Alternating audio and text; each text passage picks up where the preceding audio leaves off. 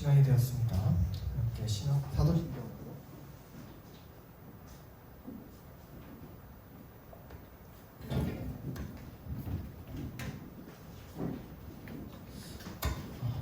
시간이 되었습니다. 우리 함께 사도신경으로 신앙 고백하시면서 예배 자리로 나아가겠습니다. 나는 전능하신 아버지 하나님 천지의 창조주를 믿습니다.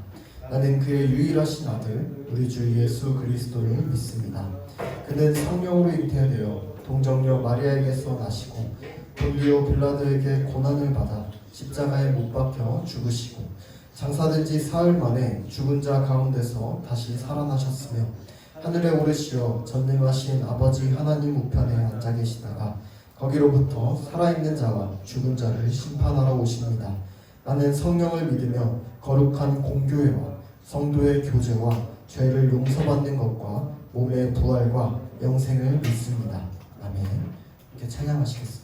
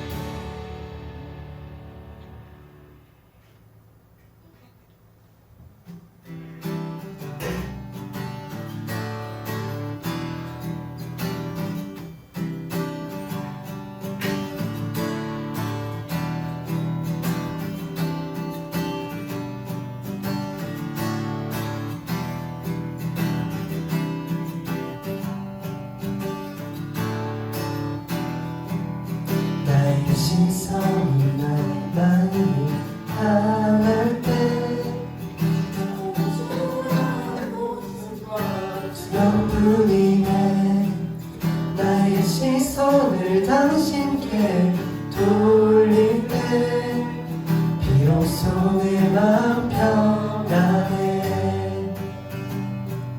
비로소 내 맘 평안해 주를 바라보며 그 맘을 구합니다 나의 모든 것 다 품으신 주님의 사랑 나의 생각보다 더 크신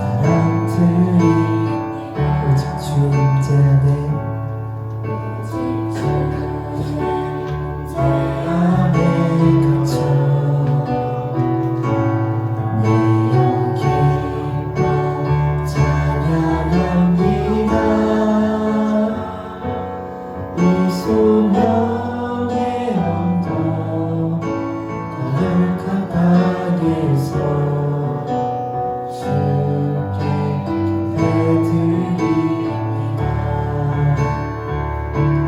주께서 주신 모든 은혜 나는 말할 수 없네. 내 영혼 즐거이 기다리옵니다.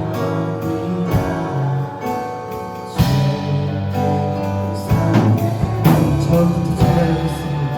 오직 주의 사랑이여 기뻐 노래합니다. 이 소망의 언덕 그늘 땅에서 주께 사랑드립니다. 오직 주의 인자하네.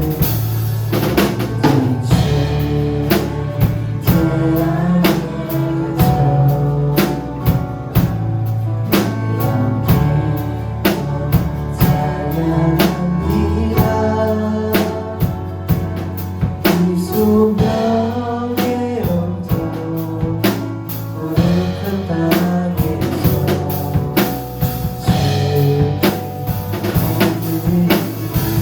주께서 주신 모든 은혜 나는 말할 수 없네.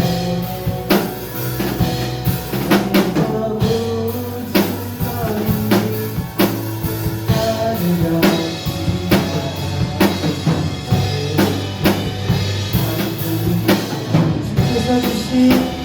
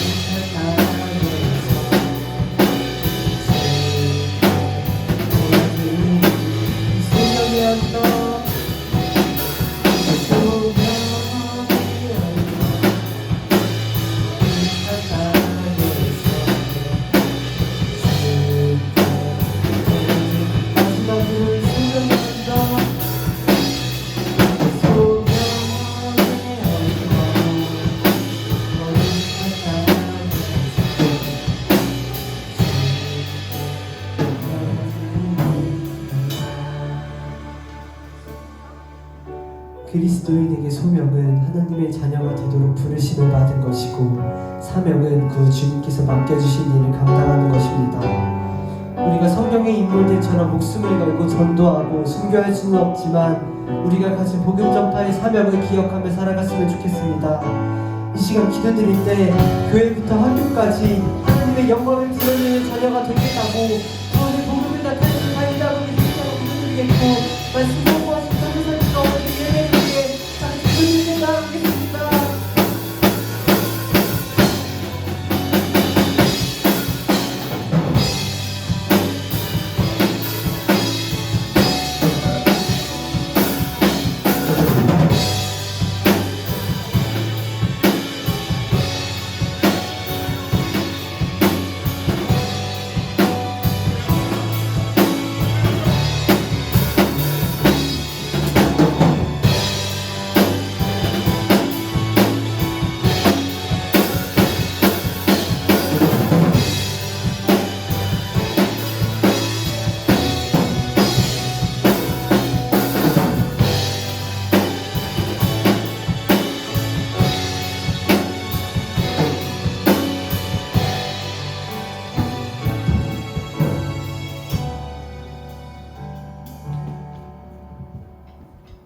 사랑이 많으신 하나님 아버지 감사합니다. 오늘도 주일 아침 안식일을 기억하여 주님을 예배하게 하시며 감사합니다. 주님, 우리의 마음이 정말 그 예수님의 이름에 전도하고 전파하며 나아가는 삶에 더욱더 주님을 바라보며 나아가는 삶에 마음을 들고 그것이 얼마나 중요한지, 그것이 얼마나 필요한지 경험하여 주 앞에 바로 설 수 있는 우리 달리다본 청소년들 될 수 있도록 주여 함께하여 주시옵소서. 이제 말씀을 듣습니다. 그 말씀을 가지고 우리가 세상을 향해 나아갈 때에 정말 그 말씀이 위로가 되고 힘이 되고 능력이 되는 말씀이 될 수 있도록 주여 함께하여 주시옵소서. 감사드리며 이 모든 말씀 예수님의 이름으로 기도했습니다.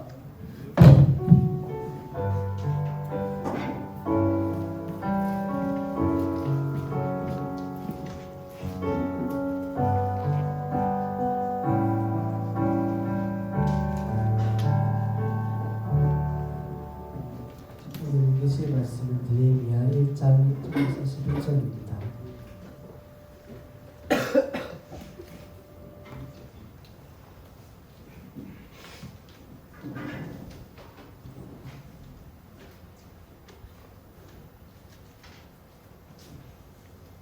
찾으셨으면 번갈아가면서 읽겠습니다. 하가랴의 아들 느헤미야의 말이라. 아닥사스다 왕 제20년 기슬레월에 내가 수상궁이 있는데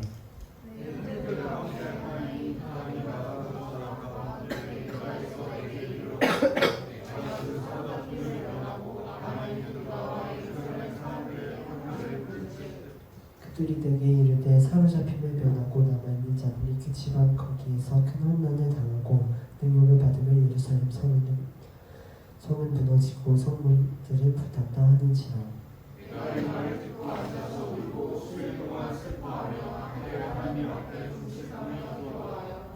이르되 하늘의 하나님 여호와 크고 두려우신 하나님이여 주를 사랑하고 주의 계명을 지키시는 자에게 언약을 지키시며 긍휼을 베푸시는 주여 간구하나이다.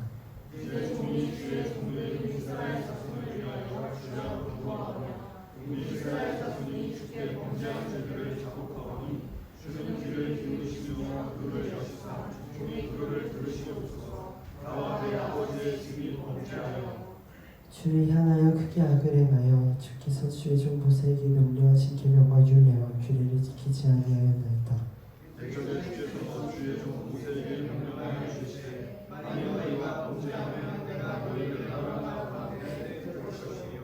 만일 내게로 돌아와 내 계명을 지켜 행하면 너희 쫓긴 자가 하늘 끝에 있을지라도 내가 거기서부터 그들을 보아 내 이름을 두려고 택한 곳에 돌아오게 하리라 하신 말씀을 이제 정하건대 기억하옵소서.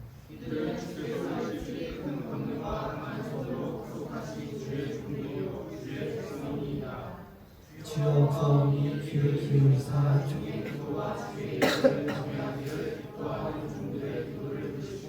오늘 종이 형통하여 이 사람 앞에서 은혜를 입게 하옵소서 하였나니 그때 내가 왕의 씨를 바라기 되었습니다. 아멘. 연경호 전도를 나오셔서 말씀 전해주시겠습니다.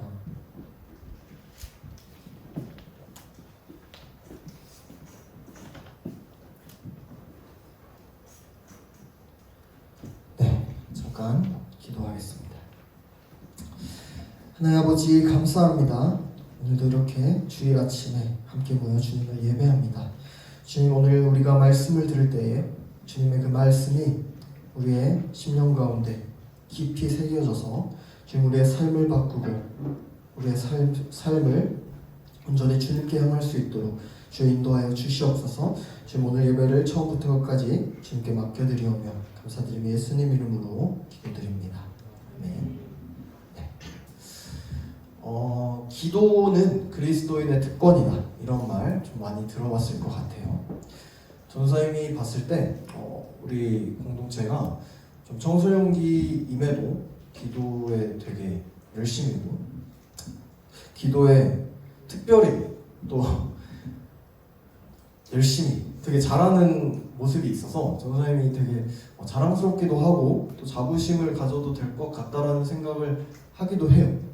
근데 또 우리가 너무 잘하고 있는 것 같으면 한번 또 돌아볼 필요도 있어요. 그래서 여러분의 기도가, 우리의 기도가 어떤 방향을 향하고 있는지 한번 좀 생각해 볼 필요가 있는데 여러분의 기도의 주된 관심사가 무엇인지 한번 스스로 생각해 볼 필요가 있어요. 정리해 볼 필요가 있어요. 또 기도에 대해서 우리가 어떻게 생각하고 있는지, 우리가 기도를 어떤 생각으로 하나님께 드리고 있는지 좀 생각해 볼 필요가 있어요. 주로 우리가 여러분 나이대나 이렇게 그리스도인들이라고 하는 사람들이 기도를 할 때 주로 하나님께 원하는 것을 구하든지 아니면 하나님께 힘든 상황을 토로하는 기도가 굉장히 많아요. 거의 대부분이에요. 분명히 하나님의 자녀로서 마땅한 기도예요. 근데 우리의 신앙이 성숙해져 갈수록 기도의 내용과 기도의 방향이 더 성숙하게 자라나야 돼요. 특별히 기도를 여러분들이 굉장히 사모하고 또 뜨겁게 기도하는 우리 공동체이기 때문에 더 그 내용과 방향이 올바르게 자라나야 될 줄로 믿습니다. 오늘 새롭게 접하는 이 느헤미야서를 통해서 하나님 앞에서 기도한다는 것이 어떤 의미인지 또 어떤 기도를 하나님께서 기뻐 받으시는지를 같이 생각해 보길 원해요. 오늘 말씀이 조금 길고 어려울 수는 있는데 너무 중요한 내용이기 때문에 성령께서 여러분들의 마음을 조명하실 때 마음을 열고 정신을 바짝 차리고 잘 받아들여 보길 소망합니다. 자, 조금 어려울 수는 있는데 우리가 좀 확실한 이해를 위해서 느헤미야서의 배경에 대해서 살펴볼 필요가 있어요. 여러분 에스라서 혹시 들어봤어요? 에스라서? 안 들어봤을 수도 있을 것 같네요. 에스라서는 느헤미야서 바로 뒤에 앞에 있죠. 그러니까 앞에 순서로 편집되어 있어요. 사실 히브리 성경이랑 헬라어 70인역 성경에, 그러니까 원역에 가까운 성경에 느헤미야서랑 에스라서를 한 권으로 간주했어요. 그리고 두 권을 통틀어서 에스라서라고 불렀었어요. 그러니까 느헤미야서는 에스라서랑 깊게 연관성이 있기 때문에 에스라서랑 같이 이야기가 되어야 돼요. 에스라 느헤미야서는 정확한 역사적 배경이 드러나고 있어요. 우리가 많은 시간을 들여서 열왕기서 말씀을 쭉 살펴봤죠. 열왕기 상, 열왕기 하 쭉 살펴봤는데 마지막 끝이 어땠습니까? 이걸 리버브 딜레이 좀 꺼주시겠어요? 네. 마지막 끝이 계속해서 하나님 앞에서 왕들이 악을 행하다가 백성들도 같이 북이스라엘은 먼저 아수르한테 당하고 멸망당하고 그 다음에 남유다가 바벨론에 의해서 멸망당했어요. 그죠? 그렇게 끝났어요. 아마 몇 주 전 그 설교 노트를 쭉 살펴보면 기억이 날 거예요. 자, 북이스라엘과 남유다의 멸망은 하나님의 심판이었어요. 하나님의 심판. 남유다의 수도, 상신과도 같은 장소, 예루살렘은 바벨론에 의해서 폐허가 됐어요. 완전히 망했어요. 유다 백성들이 그렇게 자랑했던 그 성벽도 무너지고 성전도 다 무너져갖고 불타서 없어져 버렸어요. 그리고 이제는 70년 동안 바벨론 제국의 포로 생활이 시작이 됩니다. 유다 백성들이 전부 바벨론으로 끌려갔어요. 몇 명 빼고. 그런데 바벨론 포로 생활을 하는 도중에 이 세계 제국의 패권, 그러니까 바벨론이 굉장히 강했었는데 바벨론에서 바사라고 하는 페르시아, 오늘날로 치면 페르시아라고 하는 이 페르시아 제국으로 넘어가게 돼요. 그리고 하나님의 이 강권적인 은혜 가운데 페르시아로 패권이 넘어갔을 때 예루살렘 성전을 재건축할 수 있는 기회가 주어져요. 굉장히 놀라운 일이죠. 포로로 끌려갔는데 다시 가서 성전 재건축하라는 명령이 주어져요. 허락이. 자, 에스라서 1장에서 6장은 예루살렘 성전을 다시 건축하도록 허락한 이 페르시아 왕 고레스의 칙령으로 시작을 해요. 에스라서 1장이. 이때를 주전 BC 539년경으로 봐요. 대충 539년경으로 봅니다. 바벨론의 포로였던 이 유다가 이제 페르시아, 바사 아래로 들어가게 되면서 그 페르시아 왕이 예루살렘 귀환이랑 성전 건축을 허락해 준 거예요. 엄청난 은혜예요. 그죠? 그래서 첫 번째로 귀환을 해요. 첫 번째로 귀환할 때 스룹바벨이라는 사람, 예수아라는 사람, 이 두 사람이 제1차 예루살렘 성전을 주도하고 성전을 재건하기 시작합니다. 딱 이 시기가 우리에게 익숙한 에스더서에 등장하는 상황이에요. 에스더서는 페르시아에 남겨진 유대인의 시점으로 기록돼 있어요. 그 페르시아의 왕비가 에스더예요. 자, 그런데 1차 포로기한 때 계속되는 방해 때문에 성전 건축이 더 진행이 안 돼요. 계속 이방인들이 방해하고 사마리안들이 방해를 하면서 성전을 못 짓게 막아요. 그래서 그 뒷내용인 7장에서 10장, 에스라서 7장에서 10장에서는 시간이 조금 흘러서 한 100년 정도 흘러서 주전 458년경에 에스라가 이끈 이제 2차 포로기한을 기록하고 있어요. 다시 건축을 시작하고 그 내용으로 에스라서가 마무리가 되어져요. 자, 1차, 2차까지 지금 포로기한을 한 거예요. 자, 그 다음이 바로 느헤미야서. 오늘 우리가 읽을 1장 말씀입니다. 느헤미야서는 예루살렘 성벽을 재건할 목적으로 이제 세 번째 3차 귀환을 하고 있어요. 3차 귀환이 기록되어 있는데 느헤미야의 배경은 페르시아에서 예루살렘으로 세 번째 돌아오는 상황이다 라고 생각을 하면 될 것 같아요. 이 사이에 텀이 한 100년 정도 있어요. 100년 정도.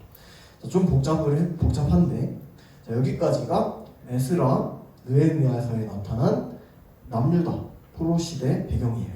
자, 이제 본격적으로 본문 한번 보겠습니다. 자, 같이 PPT 1장에서 3절 말씀을 읽어보겠습니다. 시작. 하가랴의 아들 느헤미야가 한 말이다. 수산에 있을 때에 나의 형제 가운데 하나인 하나니가 다른 사람들과 함께 유다에서 왔기에 이리로 사로잡혀 오지 않고 그곳에 남아있는 유다 사람들은 어떠한지 예루살렘의 형편은 어떠한지를 물어보았다. 그들이 나에게 대답하였다. 사로잡혀 오지 않고 그 지방에 남은 사람들은 거기에서 고생이 아주 심합니다. 업신여김을 받습니다. 예루살렘 성벽은 허물어지고 성문들은 다 불에 탔습니다. 자, 1장 1절부터 보면 느헤미야의 배경이 나오고 있어요. 자, 먼저 본문의 배경이 수산이라는 도시예요. 여기는 바벨론 제국의 동쪽 도시인데 수산궁이 있는 에스더서의 배경이 되는 도시이기도 해요. 그리고 20년 기슬르월 이 말은 페르시아 왕인 아닥사스다 왕이 재위한 지 21년째, 그러니까 주전 446년째. 아까 2차 포로기한으로부터 한 10년 정도 뒤에 11월에서 12월 사이, 겨울이죠. 그 사이라는 말이에요. 에스라가 이끈 2차 포로기한이 주전 458년쯤이니까 지금 한 10년 정도 지났고, 그리고 그 겨울이다 라고 생각할 수 있을 것 같아요. 자, 그럼 2절로 넘어가서 이때 하나니라는 느헤미야의 형제가 다른 사람들이랑 같이 이 유다에서 바벨론으로, 지금 페르시아로 귀환했어요. 그러니까 에스라 2차 귀환 때 같이 이 유다의 예루살렘으로 떠났다가 다시 무슨 일인지 모르겠는데 다시 페르시아로 돌아온 거예요. 수산으로 돌아온 거예요. 자, 느헤미야는 이 동족들 유다 백성들한테 이 엄청나게 각별한 마음이 있었어요. 그래서 에스라서에 나오는 2차 포로기한 때부터 지금까지 동족들과 예루살렘 성에 굉장히 많은 관심을 가지고 있었던 것 같아요. 그래서 딱 이 유다에 갔던 사람이 돌아오자마자 묻는 게 예루살렘 어떻냐? 우리 동족들 어떻냐? 라고 물어봐요. 이때 아마 느헤미야가 소망을 가지고 물어봤을 것 같아요. 드디어 예루살렘 성이 재건되고 있나? 1차 포로기한 이후에 2차 포로기한을 한참 뒤에 갔는데 드디어 좀 재건이 되고 있나? 되게 좀 잘 살고 있나? 라는 소망을 가지고 묻는 것 같은데 대답이 충격적이었어요. 유다에서 돌아온 사람들이 되게 절망적인 현실을 이야기해요. 예루살렘 재건은 좌절됐다. 대적들의 방해로 인해서 좌절됐다. 그곳으로 귀환해서 예루살렘의 재건을 위해서 힘썼던 이 남은 자들은 지금까지 계속 고통당하고 있다고 얘기를 하고 있어요. 무너진 예루살렘 성벽이 1차 귀환 후에 한 100년이 가까이 지났는데 아직도 재건되지 못한 채로 지금 방치되고 있다라는 소식을 딱 들은 거예요. 느헤미야가 충격을 받아요. 자, 어떤 반응이 보였는지 같이 PPT 4절에서 5절 말씀 같이 읽겠습니다. 시작. 이 말을 듣고서 나는 주저앉아서 울었다. 나는 슬픔에 잠긴 채로 며칠 동안 금식하면서 하늘의 하나님께 기도하여 아뢰었다. 주 하늘의 하나님, 위대하고 두려운 하나님, 주님을 사랑하는 이들과 새로운 언약, 지키는 이들과 새로운 언약을 지키시며 은혜를 베푸시는 하나님. 아멘. 자, 느헤미야가 너무 슬퍼서 그 자리에 주저앉아서 울어버려요. 이 절박한 마음 가운데 며칠 동안을 금식하면서 하나님께 기도하기 시작합니다. 마음이 너무 힘드니까 하나님께 기도를 안 하고는 못 베기는 거예요. 자, 그런데 우리는 느헤미야의 기도가 어떻게 이루어지고 있는지를 좀 주목해서 볼 필요가 있어요. 하나님의 백성은 이 고통스러운 마음, 그리고 하나님으로부터 버려진 듯한 이 상황 가운데 어떻게 하나님께로 나아가야 할까요? 5절을 보면 그 시작을 알 수가 있어요. 자, 느헤미야가 기도를 할 때 자기 감정을 먼저 토로하지 않아요. 하나님의 성품을 외칩니다. 그 성품에 기대어서 기도를 하기 시작해요. 하나님께서는 하늘의 하나님이시며 위대하고 두려운 하나님이시며 그 언약을 지키시고 은혜를 베푸시는 하나님이라는 사실을 먼저 고백해요. 하나님께서는 정말로 언약을 지키시는 분이시죠. 하지만 아직 느헤미야의 입장에서는 그 언약이 미완성 상태였어요. 아직 느헤미야가 아는 하나님은 언약을 반드시 지키시는 하나님인데 지금 현실의 하나님은 언약을 완전히 파기해버린 것처럼 보였어요. 이렇게 하나님에 대한 성품, 하나님의 그 성품에 대한 지식과 그리고 현재의 이 상황이 달라요. 충돌하고 있어요. 이 시점에 느헤미야가 자기 감정이 아니라 하나님의 성품과 언약에 기대어서 호소하는 거예요. 기도하는 거예요. 여러분, 우리의 기도는 이렇게 시작을 해야 해요. 하나님의 성품에 대한 지식으로부터 참되고 깊은 기도가 시작이 되는 거예요. 내가 하나님을 아는 만큼 기도가 깊어져요. 기억합시다. 기도의 첫 번째 순서는 하나님의 성품에 근거하는 거예요. 자, 이어서 PPT 6절에서 7절 말씀 같이 읽어보겠습니다. 시작. 이제 이 종이 밤낮 주님 앞에서 주님의 종 이스라엘 자손을 위하여 드리는 이 기도에 귀를 기울이시고 살펴주십시오. 우리 이스라엘 자손이 주님을 거역하는 죄를 지은 것을 자복합니다. 저와 저의 집안까지도 죄를 지었습니다. 우리가 주님께 매우 큰 잘못을 저질렀습니다. 주님의 종 모세를 시키시어 우리에게 내리신 계명과 율례와 규례를 우리가 지키지 않았습니다. 아멘. 자, 느헤미야는 이제 두 번째로 자기의 죄를 고백하기 시작해요. 다른 사람들의 죄를 막 고발하는 게 아니라 나와 내 아버지의 집이라는 표현을 사용하면서 자신과 공동체를 포함해서 하나님 앞에 회개하고 있어요. 이 기도는 개인적이고 공동체적인 죄책감이 모두 포함되어 있는 기도예요. 그런데 여기에는 법적인 의미가 담겨져 있어요. 법적인 의미.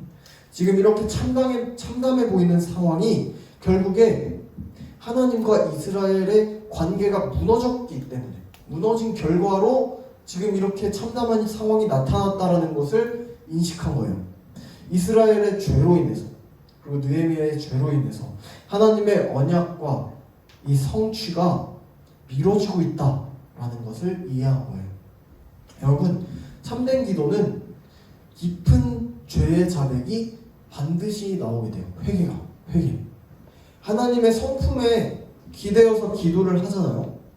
그러면 하나님의 성품이 얼마나 거룩하고 깊고 놀라운지 이 하나님의 성품 앞에서 우리가 얼마나 신실하지 못하고 얼마나 죄로 물들어 있고 얼마나 연약한지를 깨닫게 돼요. 그리고 그 죄책감과 함께 죄를 고백하면서 나아갈 수밖에 없게 돼요. 이게 마땅한 기도의 순서예요. 자, 개인뿐만이 아니라 공동체의 죄를 함께 느끼게 돼요. 하나님의 말씀을 듣지 않고 하나님의 말씀을 행하지 않은 것에 대해서 깊게 묵상하고 아파하기 마련이에요. 자, 기억합시다. 두 번째, 기도의 첫 번째는 하나님의 성품이었고 기도의 두 번째는 죄의 고백, 즉 회개의 순서예요. 자, 하나님, 회개입니다. 자, 이어서 PPT 8절에서 9절 말씀 같이 읽어보겠습니다. 시작. 주님의 종 모세를 시키시어 하신 말씀을 기억하여 주십시오. 우리가 죄를 지으면 주님께서 우리를 여러 나라에 흩어버리시겠지만 우리가 주님께로 돌아와서 주님의 계명을 지키고 실천하면 쫓겨난 우리가 하늘 끝에 가 있을지라도 주님께서 거기에서 우리를 한데 모아서 주님의 이름을 두려고 택한 곳으로 돌아가게 하겠다고 하신 그 말씀을 이제 기억하여 주십시오. 아멘. 자, 느헤미야가 죄를 고백한 후에 하나님과 이스라엘 사이에 있었던 약속, 언약을 기억해요. 오래전 모세 때에 주신 그 언약을 하나님 앞에 들고 와가지고 이야기해요. 지금 본문은 신명기에 나온 말씀인데, 모세오경에 그 약속의 말씀을 근거로 해서 하나님께 기도하고 있는 거예요. 하나님께서 모세에게 오래전에 이렇게 말씀했듯이 절대 미루지 마시고 실행해 주세요. 하나님은 약속에 신실한 분이십니다 라고 지금 기도하고 있는 거예요. 느헤미야가 하나님의 성품을 분명히 알았어요. 그렇기 때문에 하나님께서 이 약속에 대해서 얼마나 신실한 분인지도 알았어요. 느헤미야에게 비록 지금은 이스라엘이 전부 흩어져 있을지라도 나중에 주님 앞에 죄를 자백하면서 그 계명을 다시 지켜 행한다면은 다시 모이게 하시고 회복시켜 주시리라는 이 분명한 언약적인 근거가 있었던 거예요. 여러분, 처참하고 비참한 죄를 하나님께 가지고 나와요. 우리의 기도가. 그 기도는 언제나 언약적인 약속에 근거해야 돼요. 하나님께서 우리를 위해서 이루신 그 언약은 신실하고 변하지 않아요. 그래서 우리의 죄도 하나님께서 분명히 해결 방안을 주시리라 약속하셨고 이미 성취하셨어요. 그럼 그거를 붙들고 나오는 거예요. 우리의 기도가 내 기분이나 내 감정에 따라서 드려지는 게 아니라 분명한 하나님의 말씀과 계명과 그 언약적인 신실함에 따라서 드려져야 돼요. 기억합시다. 기도 세 번째 순서는 자, 첫 번째 하나님, 두 번째 회개, 그리고 세 번째 하나님의 언약입니다. 언약. 자, 기억하셔야 돼요. 자, 이어서 본문 마지막 부분. 자, PPT 10절에서 11절 말씀 같이 읽어보겠습니다. 시작. 이들은 주님께서 크신 힘과 강한 팔로 건져내신 주님의 종이며 주님의 백성입니다. 주님, 종의 간구를 들어주십시오. 주님의 이름을 진심으로 두려워하는 주님의 종들의 간구에 귀를 기울여 주십시오. 이제 주님의 종이 하는 모든 일을 형통하게 하여 주시고 왕에게 자비를 있게 하여 주십시오. 그때 나는 왕에게 술잔을 받들어 올리는 일을 맡아보고 있었다. 아멘. 자, 느헤미야가 이제 소망을 갖기 시작해요. 소망을. 이스라엘의 유일한 희망과 소망은 결국에 하나님께서 그들에게 행하셨던 그 약속을 기억하는 데에 있었어요. 소망이. 이스라엘은 출애굽과 가나안 정복이라는 그 분명한 경험이 있었죠. 그렇죠? 하나님께서 이루신 분명한 그 경험이 있었어요. 느헤미야가 기도하면서 언약을 딱 붙들었을 때 이스라엘을 노예 상태에서 구속해 주신, 구원해 주신 그 믿음직하고 강한 그 하나님의 손길이 생각나기 시작한 거예요. 언약을 붙들었을 때.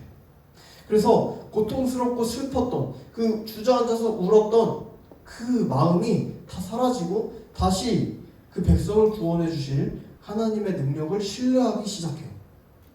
느헤미야는 하나님의 언약에 대한 그 분명한 확신과 근심이 아니라 소망을 가지고 이제 아닥사스다 왕에게 은혜를 입게 해달라고 실질적인 기도를 마무리해요. 자, 아닥사스다 왕이 에스라 때에 이미 성벽 재건을 중단시킨 인물이에요. 그래서 하나님의 강권적인 개입이 필요했어요. 이미 한번 중단시켰기 때문에 다시 마음을 여는 게 쉽지가 않아요.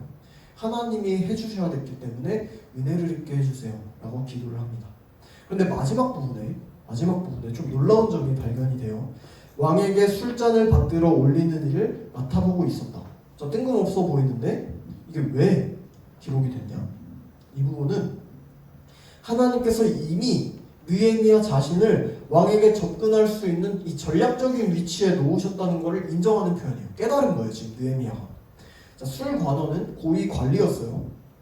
왕의 술에 독이 있는지 없는지 확인하는 이 기미상궁과 같은 역할을 했어요. 그래서 왕의 절대적인 신임을 받을 수 있었어요. 술 관원이라고 하면.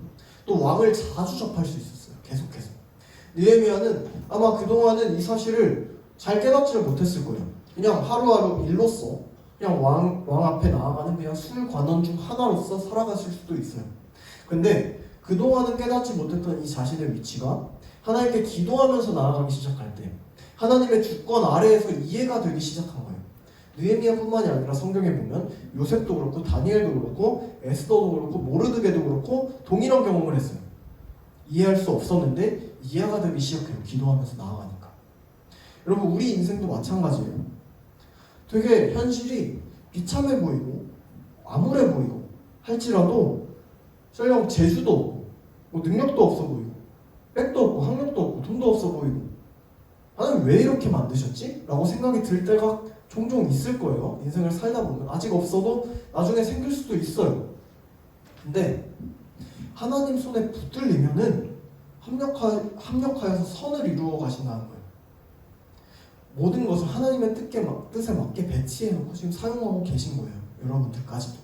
기도하면서 그 사실이 깨달아지기 시작하는 거예요. 기도 안 하면 안 깨달아져요. 잘 몰라요. 불평만 나와요. 기도하면 깨달아져요. 하나님께서는 이미 하나님의 섭리 가운데 일하고 계셨어요. 그리고 느헤미야와 주님의 종들이 기도하게 하심으로써 이제 본격적으로 그분의 일을 시작하십니다.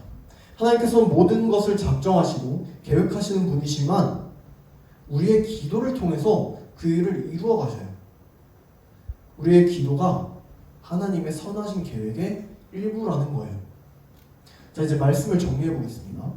오늘 다른 내용이 많은데 잘 한번 이해해 보기 바래요. 기도가 우리 신앙생활에 너무 중요한 거기 때문에 전사님이 시간을 좀 할애해서 여러분에게 풀어 설명을 다시 드리겠습니다. 자, 오늘 본문을 통해서 알 수 있는 기도의 원리는 크게 네 가지예요. 자, 첫 번째로 하나님입니다. 하나님께서 어떤 분인지를 우리가 알아야 돼요. 기도하려면. 여러분 하나님 어떤 분인지 아세요? 우린 다 알 수가 없어요. 평생 알아도. 내가 안다라고 생각하면 모르는 거예요. 자, 그렇게 알게 된 하나님의 속성 하나씩 알아가는데 하나님의 속성, 하나님의 성품에 근거하면서 기도할 때 우리가 참된 기도를 바르게 할 수가 있어요. 하나님의 말씀인 성경이 하나님이 어떤 분인지에 대해서 끊임없이 나타내고 있어요. 성경 전체가 하나님이 어떤 분이신가를 끊임없이 나타내고 있어요. 말씀을 통해서 하나님에 대한 지식을 알아갈 수가 있어요. 자, 첫 번째 하나님입니다. 두 번째, 그렇게 하나님의 거룩하신 성품을 알아갈 때 그냥 그렇구나, 하나님 이런 분이구나 이러고 넘어갈 수 있을까요, 여러분? 못 넘어가요. 그냥 못 넘어가요. 하나님의 성품을 알잖아요. 내가 보여요. 우리의 더러운 죄가 보이기 시작해요. 제대로 깨달으면은 다른 사람이 보이는 게 아니라 쟤 왜 저래, 쟤 하나님 저런데 쟤 심판받을 거야 이러는 게 아니라 내 죄가 하나님 앞에서 크게 보입니다. 우리가 말씀을 읽어도 이스라엘의 죄가 보이는 게 아니라 내 죄가 보이기 시작해요. 그 비참함을 깨달을 때 개인의 죄를 포함해서 함께 이 공동체를 위해서 기도할 수 있는 범위가 점점 확장되게 돼요. 여기서 얘기하는 죄는 도덕적인 죄가 아니에요. 도덕적인 죄보다 더 큰 범위의 죄예요. 하나님의 말씀에서 벗어난 죄, 하나님의 말씀을 떠나고자 한 모든 죄입니다. 하나님을 마음에 두지 않은 죄, 하나님을 전심을 다해서 사랑하지 않은 죄가 이 죄예요. 이 모든 죄를 거룩하신 하나님께 고백하면서 기도하며 나아가는 것이 기도의 두 번째 순서예요. 자, 하나님 그리고 회개입니다. 자, 세 번째로 죄로 인해서 소망이 없어 보이는 이 현실 가운데 나는 비참하다, 난 죄 가운데 너무나도 비참한 인생이다, 멸망당할 수밖에 없는 인생이다라는 걸 깨달았을 때 그때 세 번째예요. 분명한 하나님의 말씀, 하나님의 언약을 붙들고 기도해야 돼요. 우리의 감정의 기도에서 하는 게 아니라 하나님의 선하신 계획에 근거해서 기도하기 시작해야 돼요. 느헤미야도 이스라엘의 역사 속에서 나타난 그 민족을 통해서 듣고 간접적으로 경험했던 이 하나님의 언약에 근거해서 기도합니다. 여러분 하나님의 성품을 알면은 하나님의 말씀, 하나님의 이 약속, 언약이 어떤 의미를 갖는지도 알게 돼요. 하나님의 변치 않는 신실함을 깨닫게 돼요. 이 말씀이 정말로 내 삶에 그대로 행해지겠구나라는 것을 확신하게 돼요. 하나님께서는 말씀을 통해서 이미 우리에게 그분의 계획을 다 나타내셨어요. 이스라엘에게는 그들을 놓치지 않고 다시 모을 것이라는 약속을 주셨고 또 오늘날에는 그 언약이 성취돼서 예수 그리스도를 통해서 우리의 모든 죄를 사하신 것과 죽으시고 부활하심으로 그 영생이 허락됐다는 것을 기록해 놓으셨어요. 하나님께서는 그 구원의 역사를 꽁꽁 숨겨두는 게 아니라 우리에게 나타내시기를 기뻐하셨어요. 우리는 이미 그 이루신 그 구원을 살아가는 자들이에요. 살아가는 자들. 그렇다면 이 분명한 약속이 이미 주어졌다면 이걸 붙들고 기도하는 거예요. 주님의 계획을 신뢰하면서 어려움을 이겨낼 수 있는 이 힘과 능력을 기도하는 거예요. 세 번째로, 그래서 하나님 회개 언약 약속이에요. 자, 네 번째, 하나님의 말씀을 묵상하면서 언약을 붙들면서 나아갈 때 되게 이상해요. 엄청나게 그전에는 커 보였고 힘들었던 짐들이 이 큰 하나님의 성품을 깨달아 알고, 내가 얼마나 보잘것없는 존재라는 걸 깨달아 알고, 하나님의 약속이 얼마나 신실하고 분명한지를 깨달아 알잖아요. 이 짐들이랑 이 괴로움이 너무 자꾸 초라해지게 돼요. 별거 아니네? 라고 이해되게 돼요. 하나님이 압도적으로 크시기 때문에 그 신실함과 은혜가 우리의 힘든 것과는 비교도 할 수 없을 만큼 크기 때문에 그래요. 그리고 소망이 선명하게 보입니다. 소망. 느헤미야가 하나님의 언약을 떠올렸을 때 이스라엘이 어떤 존재인지를 다시금 깨닫게 된 것처럼 우리도 하나님의 말씀을 묵상할 때 우리가 주님 앞에서 어떤 존재인지를 깨닫게 돼요.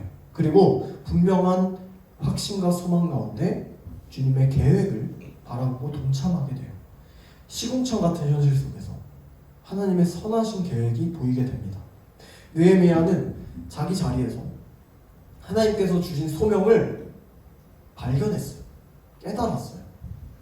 그렇게 기도하며 나아갈 때 우리도 우리 자신 자리에서 주님께서 주신 소명을 발견하는 거예요. 사랑하는 여러분, 하나님께서는 우리가 기도하게 하심으로 그분의 계획을 이어나가시기를 기뻐하셨어요. 하나님께서는 스스로도 능히 모든 것을 다 하실 수 있는데 특별히 우리의 기도를 통해서 일하시기를 기뻐하셨어요. 기도할 때에 이미 주신 그 은혜를 깨닫고 바라보게 됩니다. 우리도 새 일을 행하시는 주님을 기대하게 돼요. 이미 느헤미야를 왕의 술 관원으로 두셔가지고 예루살렘을 다시 세우는 도구로서 사용하신 것처럼 우리도 각자의 자리에서 기도하면서 나아갈 때 비록 연약하고 초라해 보이는 이 자리일지라도 믿음의 눈으로 바라볼 때 주님의 선하신 계획을 이루어가는 퍼즐 조각으로 사용되어질 줄을 믿습니다. 하나님께서 이미 우리에게 넘치도록 은혜를 베풀어주고 계세요. 그리고 우리를 통해서 하나님의 선하신 계획을 이루어가길 원하세요. 우리의 기도를 통해서 그 역사를 이루어가심을 믿기를 바랍니다. 하나님을 알고 우리의 죄를 고백하면서 언약을 붙들고 소망 가운데 나아가는 우리 공동체가 되길 간절히 바라고 소망합니다. 그리고 마지막으로 오늘 설교 제목 기억하면서 한번 같이 읽어보겠습니다. 설교 제목 시작. 하나님, 회개, 언약, 소망. 자, 이 네 가지가 하나님께 나아가는 기도에 합당한 순서인 줄로 믿습니다. 자, 우리 함께 기도하겠습니다. 하나님 감사합니다. 오늘 이 시간을 통해 느헤미야의 기도를 통해 일하시는 하나님의 놀라운 계획을 발견합니다. 우리의 기도가 하나님의 성품을 깨달아 알고 스스로의 죄의 비참함을 알며 주님의 신실한 언약을 붙들며 소망 가운데 나아가는 기도가 될 수 있도록 인도하여 주시옵고, 그렇게 기도하며 나아갈 때에 주님께서 이미 준비하신 그 자리에서 주님의 뜻을 이루는 선하신 계획의 일부로서 살아갈 수 있도록 인도하여 주시옵소서. 감사드리며 이 모든 말씀 우리 주 예수 그리스도의 이름으로 기도드립니다. 아멘.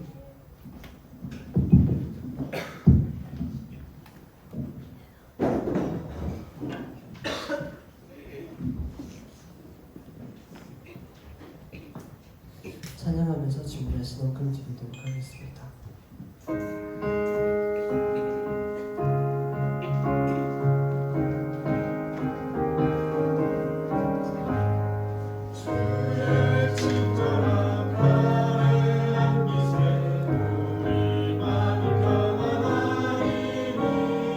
항상 기쁘고 기대네 영원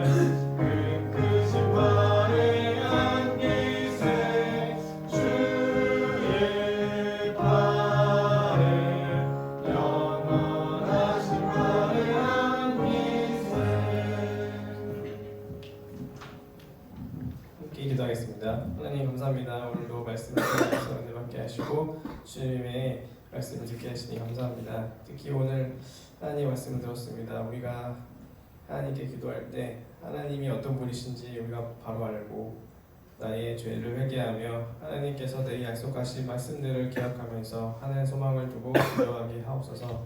특히 고3 학생들에게 지혜를 주시고 담대히 기도함으로 수능을 준비하게 하옵소서. 그리고 빈손으로 오지 않고 하나님께 예물을 드린 손길들 기억하시고 주님의 나라의 확장을 위해 귀하게 사용해 줄 수 있도록 주님께서 붙들어 주시옵소서. 모든 말씀 감사드리며 예수님의 이름으로 기도했습니다. 기도문을 예배 마치겠습니다. 하늘 계신 우리 아버지, 아버지의 이름을 거룩하게 하시며 아버지의 나라가 오게 하시며 아버지의 뜻이 하늘에서 같이 땅에서도 이루어지게 하소서. 오늘 우리에게 일용할 양식을 주시고 우리가 우리에게 잘못한 사람을 용서해 준 것 같이 우리 죄를 용서해 주시고 우리를 시험에 빠지지 않게 하시고 악에서 구하소서. 나라와 권능과 영광이 영원히 아버지의 것입니다.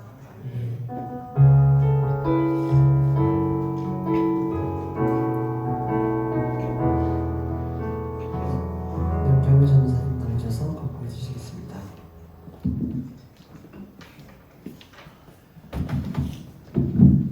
네, 광고 시간입니다. 우리 가장 먼저 9월 생일자 축하하는 시간을 좀 갖겠습니다. 자, 오늘 9월 생일자 우리 김예은, 박승준, 황은광 선생님인데 앞으로 잠깐 나오실까요?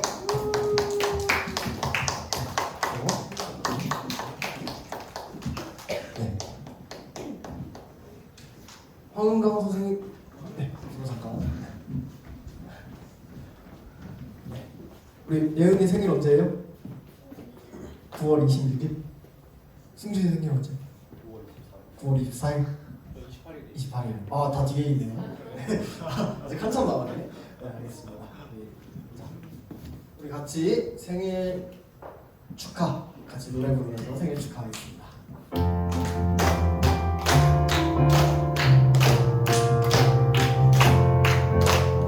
기쁜 날, 좋은 날, 우리에게 생일자를 보내는 순간 축하해요, 축하해요, 축하해요. 생일을 축하해요. 기쁜 날, 좋은 날, 우리에게 생일자를 보내주신 날 축하해요, 축하해요, 축하해요. 생일을 축하해요. 네, 감사합니다. 네, 기도하겠습니다. 하나님 아버지 감사합니다. 이 여름이 끝나가고 가을이 되는 이 9월에 또 주님께서 우리 예은이, 승준이, 또 황은강 선생님 이 땅에 보내주셔서 주님의 뜻을 행하게 하시니 감사합니다. 주님, 우리가 이 땅에 살아갈 때에 하나님께서 우리에게 원하시는, 하나님께서 우리에게 바라시는 그 뜻이 무엇인지를 깨달아 알고 그 뜻을 따라서 살아가며 주님께서 주신 그 약속을 붙들고 살아가는 우리가 될 수 있도록 주님 인도하여 주시옵소서. 감사드리며 예수님 이름으로 기도드립니다. 아멘. 네, 축하합니다. 자, 우리 공지사항 몇 가지 있습니다. 자, 먼저 교회 광고예요. 교회 광고인데 예배 시간이 좀 변경이 됐습니다. 그러니까 우리 청소년부 말고 네, 그 오후 예배가 오후 2시로 변경이 됐고 새벽 기도회가 5시에서 5시 반으로 9월부터 변경이 됐다고 해요. 그래서 혹시라도 여러분들이 참석하실 때, 예배 참석하실 때 이제 시간 헷갈리지 않도록, 그래서 오후 예배는 3시에서 2시로 바뀌었고 새벽 기도회는 5시에서 5시 반으로 바뀌었다, 이렇게 생각하시면 될 것 같습니다. 자, 그리고 우리 다음 주에 다다음 주가 이제 추석이죠. 그래서 네, 좀 삭막해서 BGM 좀 틀어주시겠어요? 네. 우리 다다음 주가 추석인데 우리 다음 주에 그래서 주일 2부 예배 때, 2부 순서 때 이제 공과 대신에 우리 단체 윷놀이를 합니다. 그래가지고 딥다 큰 윷을 샀어요. 그래서 우리 같이 윷놀이 할 테니까 여러분들 네, 그렇게 알고 계시면 될 것 같습니다. 자, 그리고 우리 9월 7일에 토요일인데 오후 5시에 야구를 보러 갈 것 같아요. 그래가지고 네. 우리 재미가 건의를 해가지고 같이 야구 보러 가자 해가지고 야구를 보러 갈 건데 KT랑 두산 경기입니다. 그래서 혹시 관심 있는 친구들은 우리 오늘 예배를 좀 하려고 하는데 관심 있는 친구들은 끝나고 전사님한테 좀 얘기를 해주시면은 같이 가서 보고 이제 간식도 먹고 치킨 같은 것도 먹고 이제 교제하다가 올 수 있도록 아마 4시 반, 4시쯤 출발할 것 같아요. 그래서 시간 좀 괜찮은 친구들은 좀 전사님한테 얘기해 주시면 감사하겠습니다. 네, 9월 7일입니다. 9월 7일 토요일입니다. 자, 그리고 좀 이제 광고상, 중요한 광고상 우리 표. 자, 우리 9월 22일부터 우리가 지금까지는 세나 큐티 본문으로 쭉 설교를 우리가 들어왔어요, 그렇죠? 근데 9월 22일부터는 우리가 좀 교리 뼈대가 좀 필요한 것 같아요. 그래서 제자반으로 원래 했었는데 이거는 제자반 몇 명만 들어야 될 게 아니라 우리 다 알아야 돼요. 그래서 청소년 때 특히 이성이 많이 발달하는 시기에 좀 이성을 잡아줄 우리 웨스터민스터 소요리 문답입니다. 그래서 이 교리의 필요성과 중요성에 대해서 이제 9월 22일부터 전사님이 이제 설교를 통해서 여러분들이랑 같이 좀 설교를 나눌 거고요. 우리 공과가 이제 공과책이 이걸로 바뀔 거예요. 그래서 이 책을 여러분들이 각자 다 소유를 할 거고, 그리고 설교 노트도 이걸로 쓰면 됩니다. 그래서 여기 안에 이제 소요 문답 1문부터 107문까지 있는데 한 1년 정도는 이걸로 쭉 갈 것 같아요. 그래서 교리가 딱딱하다고 생각하는데 교리 너무 중요해요. 오늘 설교 때 기도에 대해서 얘기를 했을 때 하나님에 대해서 아는 것 너무 중요하죠. 하나님에 대해서 어떻게 알 수 있을까요? 성경을 여러분들이 전부 다 펼쳐볼 수는 없어요. 펼쳐보면 좋겠지만 교리를 통해서 정리를 하고 있어요. 성경을 정리하고 있는 거예요. 그래서 여러분 기대하는 마음으로 하면 되겠고, 구조를 간략하게 보면은 첫 번째 보시겠습니다. 앞장. 서문에서는 이제 사람의 주된 목적, 이건 좀 외우는 친구들도 있을 것 같아요. 그리고 성경에 대해서 성경이 뭘 가르치냐 했을 때 구조적으로 이렇게 나눠져 있는 거예요. 그래서 하나님에 대해서 믿어야 할 것과 하나님께서 우리에게 요구하시는 부분, 행위죠. 자, 그 다음 한번 넘어가겠습니다. 자, 그래서 하나님께 대해서 믿어야 할 게 이렇게 많습니다. 자, 하나님에 대해서, 하나님의 작정에 대해서, 하나님의 작정과 섭리, 인간의 죄와 타락, 선거의 예정사역, 그리스도 부정사역, 성령의 선언사역, 본문 10계명, 은혜의 방편, 도덕법, 하나님 사랑과 이웃사랑, 서문, 하나님의 사랑, 이웃사랑, 사랑해야 되는 이유, 믿음, 회개, 말씀, 성령 다 있어요. 그래서 어렵게 느껴질 수 있는데 잘 여러분 수준에서 풀어서 말씀을 전하도록 전사님이 노력하겠습니다. 여러분들도 좀 기도해 주시면 감사하겠습니다.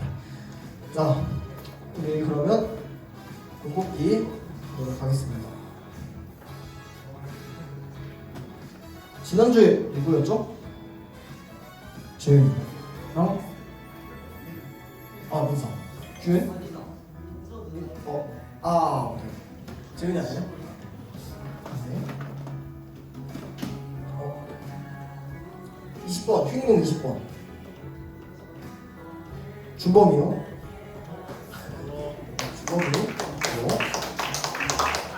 준범이가 오늘 한 8시 50분부터 앉아서 성경책을 펴고 연습을 하고 있어요.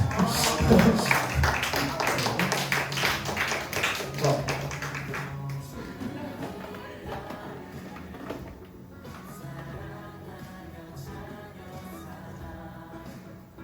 주한공 7번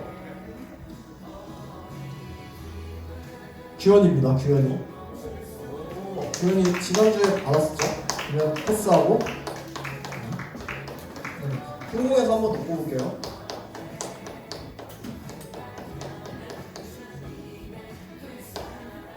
항공 30번 윤지요.